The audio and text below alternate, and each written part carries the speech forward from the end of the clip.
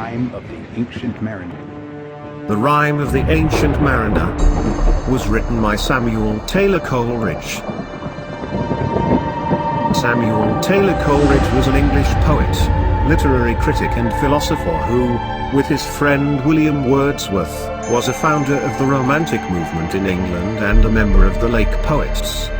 He wrote the poems The Rime of the Ancient Mariner and Kubla Khan, as well as the major prose work Biographia Literaria. His critical work, especially on Shakespeare, was highly influential, and he helped introduce German idealist philosophy to English-speaking culture.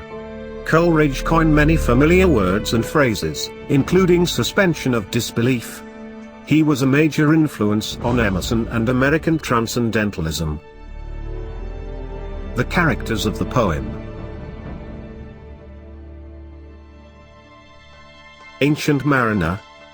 The poem's protagonist.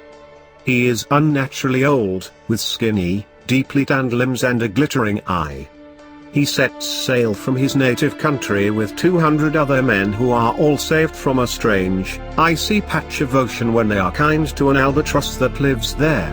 Impulsively and inexplicably, he shoots the albatross with his crossbow and is punished for his crime by a spirit who loved the albatross. He is cursed to be haunted indefinitely by his dead shipmates, and to be compelled to tell the tale of his downfall at random times. Each time he is compelled to share his story with someone, he feels a physical agony that is abated only temporarily once he finishes telling the tale. The Sailors. 200 seamen who set sail with the Ancient Mariner one clear, sunny day and find themselves in the icy world of the Rime after a storm, from which the albatross frees them. They feed and play with the albatross until the Ancient Mariner inexplicably kills it. They begin to suffer from debilitating heat and thirst. They hang the albatross's corpse around the Ancient Mariner's neck to punish him. When life in death wins the Ancient Mariner's soul, the sailors' souls are left to death and they curse the Ancient Mariner with their eyes before dying suddenly. Even though their souls fly out, their bodies refuse to rot and lie open-eyed on the deck, continuously cursing the Ancient Mariner. After the rain returns, the sailors come alive and silently man the ship, singing beautiful melodies. When the ship reaches the harbor, they once again curse the Ancient Mariner with their eyes and then disappear, leaving only their corpses behind. The Ancient Mariner is destined to suffer the curse of a living death and continually be haunted by their cursing eyes. Albatross. A great, white seabird that presumably saves the sailors from the icy world of the Rime by allowing them to steer through the ice and sending them a good, strong wind. The albatross, however, also makes a strange mist follow the ship. It flies alongside the ship, plays with the sailors, and eats their food, until the Ancient Mariner shoots it with his crossbow. Its corpse is hung around the Ancient Mariner's neck as a reminder of his crime and falls off only when he is able to appreciate the beauty of nature and pray once more. The albatross is loved by a powerful spirit who wreaks havoc on and kills the sailors while leaving the Ancient Mariner to the special agony of life in death. Death. Embodied in a hulking form on the ghost ship, he loses a dice to life in death, who gets to claim the Ancient Mariner's soul. Instead, death wins the 200 sailors. The nightmare life in death.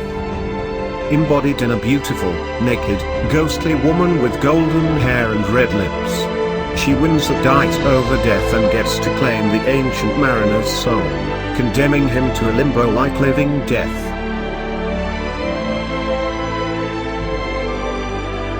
Pilot. The captain of the small boat that rows out to the Ancient Mariner's ship. He loses his mind when the Ancient Mariner abruptly comes to life and begins to row his boat.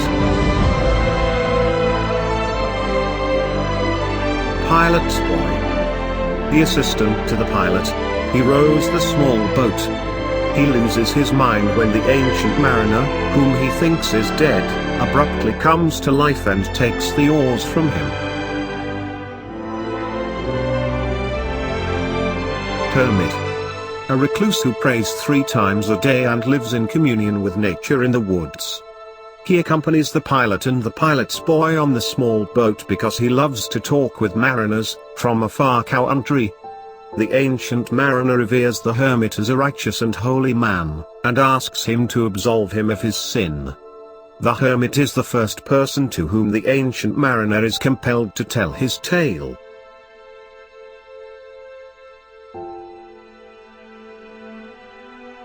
First voice. One of 2 voices presumably belonging to a spirit. The ancient mariner hears the first voice after he is knocked unconscious when the ship jolts forward. He explains that the ancient mariner offended a spirit by killing the albatross, because the spirit loved the bird.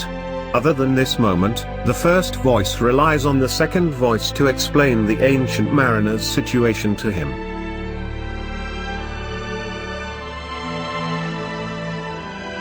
Second voice. The second of 2 voices presumably belonging to a spirit. The second voice is softer than the first voice, as soft as honeydew and more knowledgeable. He explains to the first voice that the ancient mariner will pay for his crime much more dearly than he already has. Even though the first voice tells the second voice that the ancient mariner angered a spirit who loved the albatross, the latter explains that the moon and air move the ship in lieu of wind, and not the spirit who loved the albatross. Then he urges the first voice onward, as they are hurrying somewhere.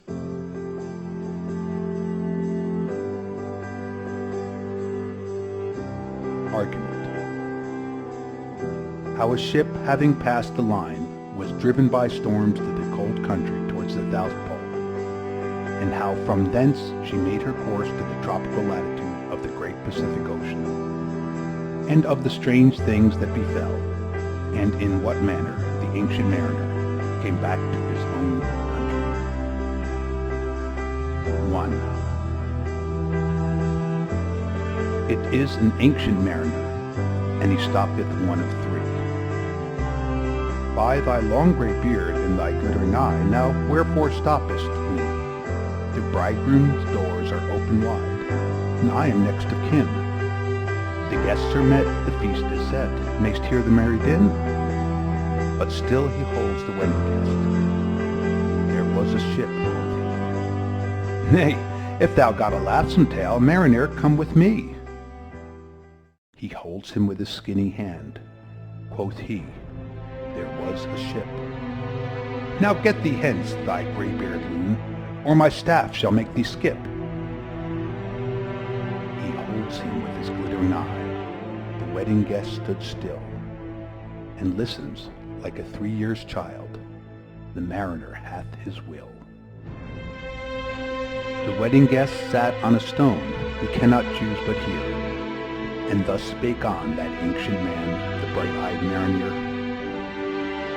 The ship was cheered, the harbor cleared, merrily did we drop, below the kirk, below the hill, below the lighthouse top. The sun came up upon the left, out of the sea came he, and he shone bright, and on the right went down into the sea. Higher and higher every day, till over the mast at noon. The wedding guest here beat his breast, for he heard the loud bassoon. The bride hath packed into the hall, red as a rose is she, nodding their heads before her goes the merry minstrelsy.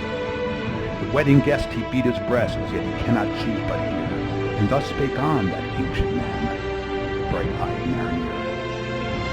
Listen, stranger, storm and wind, a wind and tempest strong, for days and weeks it played us freaks, like chaff we drove along. Listen, stranger, mist and snow, and it grew wondrous cold, and the ice mast high came floating by, as green as emerald. And through the drifts the snowy cliffs did send a dismal sheen, ne shapes of men, ne beasts we ken, the ice was all between. The ice was here, the ice was there, the ice was all around. It cracked and growled and roared and howled, like noises of a swound. At length did come an albatross, through the fog it came, and an it were a Christian soul, we hailed it in God's name. The mariners gave it biscuit worms, and round it flew. The ice did split with a thunder fit, the helmsman steered us through. And a good south wind sprung up behind, the albatross did follow, and every day for food or play came to the mariner's hollow. In mist or cloud, on mast or shroud, it perched for vespers 9, whiles all the night through fog smoke white glimmered the white moonshine. God save thee, ancient mariner, from the fiends that plague thee thus. Why look'st thou so? With my crossbow I shot the albatross. 2. The sun came up upon the right, out of the sea came he, and brought us a weft upon the left, went down into the sea. And the good south wind still blew behind, but no sweet bird would follow. Nay, any day for food or play came to the mariner's hollow. And I had done an ellish thing, and it would work 'em woe, for all a bird I had killed the bird that made the breeze to blow. Knee dim, knee red, like God's own head, the glorious sun abrised. Then all averred I had killed the bird that brought the fog and mist. 'Twas right, said they, such birds to slay, that bring the fog and mist. The breezes blew, the white foam flew, the furrowed followed free. We were the first that ever burst into that silent sea. Down dropped the breeze, the sails dropped down. 'Twas sad as sad could be, and we did speak only to break the silence of the sea. All in a hot and copper sky, the bloody sun at noon, right up above the mast did stand, no bigger than the moon. Day after day, we stuck, me breath, me motion, as idle as a painted ship upon a painted ocean. Water, water everywhere, and all the boards did shriek. Water, water everywhere, nay, any drop to drink. The very deeps did rot, O Christ, that ever this should be. Yea, slimy things did crawl with legs upon the slimy sea. About, in reel and rout, the death fires danced at night. The water, like a witch's oils, burned green and blue and white. And some in dreams, assured were of the spirit that plagued us so. 9 fathom deep he had followed us from the land of mist and snow, and every tongue through utter drought was withered at the root. We could not speak no more than if we had been choked with soot. Ah, well a day, what evil looks had I from old and young. Instead of the cross, the albatross about my neck was hung.